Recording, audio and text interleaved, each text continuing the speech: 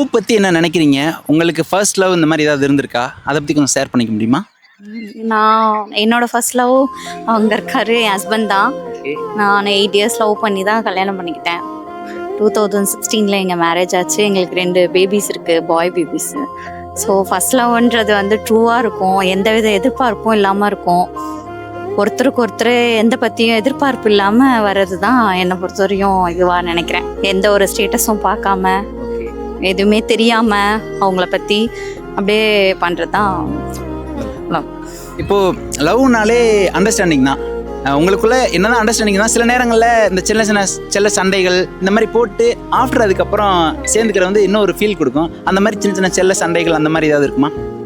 அதெல்லாம் கண்டிப்பாக இருக்கும். அதெல்லாம் கடந்து அதெல்லாம் அக்செப்ட் பண்ணி ஒருத்தருக்கு ஒருத்தர் விட்டு கொடுத்து அதுக்கப்புறம் வர்றது தான் அது கல்யாணத்தில் முடியும். ஸோ அப்படி தான் லைஃப் போயிட்டுருக்கு. என் மாமன் அன்புக்கு கோயில்